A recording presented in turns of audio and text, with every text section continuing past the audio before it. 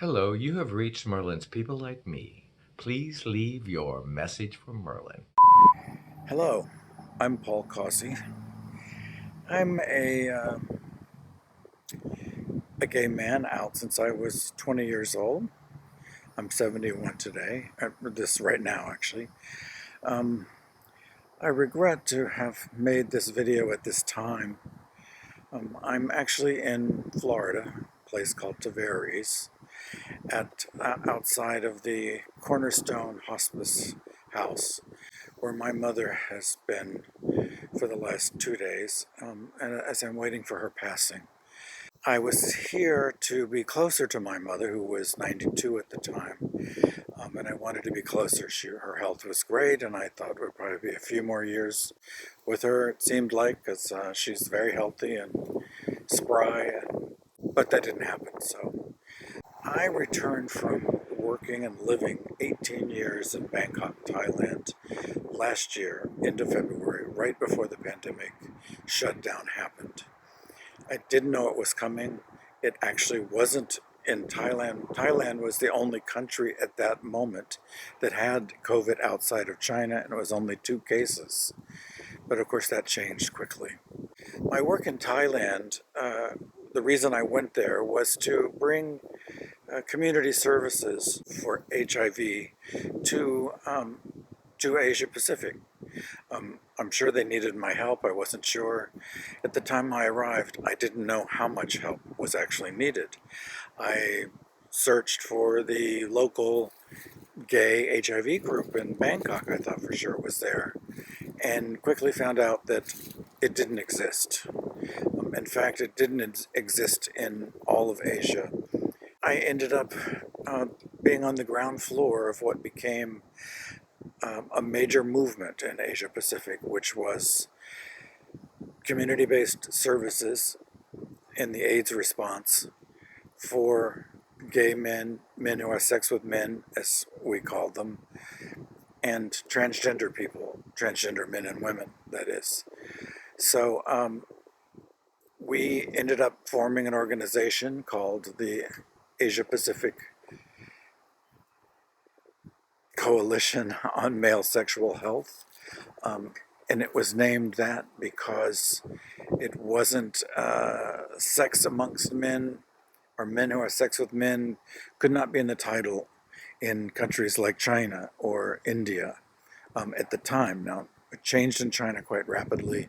It's changed in India, although slowly. APCOM, the Asia Pacific Coalition on Male Sexual Health, is still thriving, or is now a thriving organization, thanks to some very hardworking, dedicated, local, mostly Asian men and women who have made it work, especially Midnight, who's the executive director and was involved in the original group that I helped start in the early days before it was named or even chartered. He's brought it into a full-fledged organization of international prominence. APCOM.org, APCOM.org. You might want to look that up. Before I set out for Asia, I had spent 14 years in San Francisco, moving there in 1987. At the beginning, well, the early days of the AIDS epidemic, was fortunate enough to be employed for that response.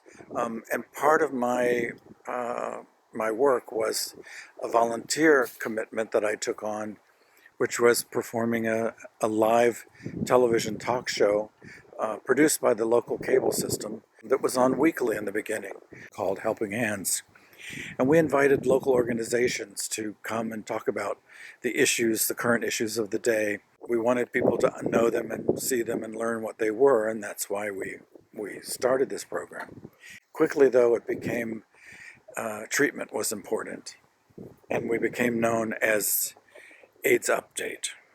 And as a consequence of being in the city of San Francisco, I had local doctors, often researchers, internationally famous, pronounced, like Paul Volberding. Dr. Volberding was one. He's still there. He's running I believe, the VA hospital effort. It was a remarkable time to be helping build community, as it was the 18 years I spent in Asia helping build community there for what became recognized as key populations.